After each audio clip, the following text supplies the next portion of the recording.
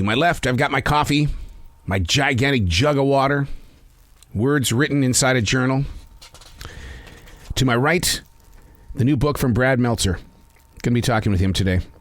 The Nazi Conspiracy. Over here, also to my right, the show prep. I made sure that I really did some deep show prep. If he's going to put that many days and hours and years into researching, then I'm going to put in a lot of hours to make sure that our conversation is very genuine. And in front of me, this beautiful forest. In South Charlotte, North Carolina, I can see the lake. The stream itself is kind of dry right now, but we're going to get rain. Those systems, what do they call them? Atmospheric rivers that are going through California? Well, it must be one of those that's going to be coming through the Carolinas because there's going to be some serious downpours tonight. So you got to get yourself in that state of mind of going, okay, we got to get prepared. Okay, got to get prepared. What exactly does that even mean? That's like show prep. Listeners, people I know, they'll go, what is show prep? Yeah, I know. Hey, it's Arrow. This is The Daily Mess, a chronological walk through an everyday world. I am a daily writer. Looking around the room, there's always something to write about. I plant that seed inside your heart. And the reason why is because I hear a lot of people say, I don't know what to write about. There's nothing to write about. Really? Look around you. There's always something there waiting to have its story shared. This is The Daily Mess.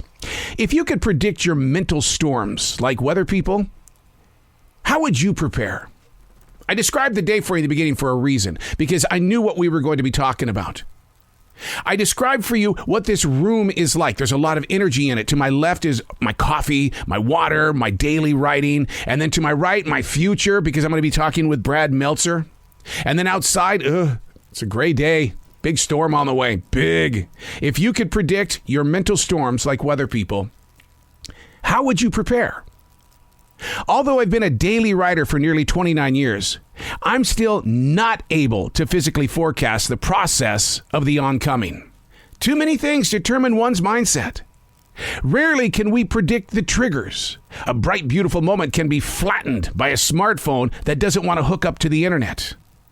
Because I can't predict my multiple moods, I am aware of what takes place and how I'm going to get in a certain area. And I've learned how to move away from those potential moments of there being something that's wrong. I'm not a fan of ill feelings or grumpiness. I've used the term transitioning a lot.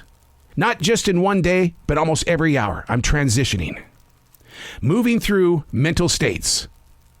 Let me breathe the air to accept the atmosphere. If you can predict a bad mood, I'd say you're creating the bad mood. You've made the choice. Here's an idea. Unlock yourself from that choice. It's going to rain today, but there's nothing I can do about it. I have an interview with Brad Meltzer. I have prepared for it, but it may not go as well as I want to. Okay? I'm in control of that, but am I? My daily writing is done. I'm not going back to erase it, so I'm not in control of it. The mindset and the mood swings that I was in earlier when I was writing starting at 7 o'clock this morning is not the same person that I am right now at 8:29 a.m. But I have to trust the feeling. If you could predict your mental state of mind, those storms like weather people, how would you prepare? You've got to be aware.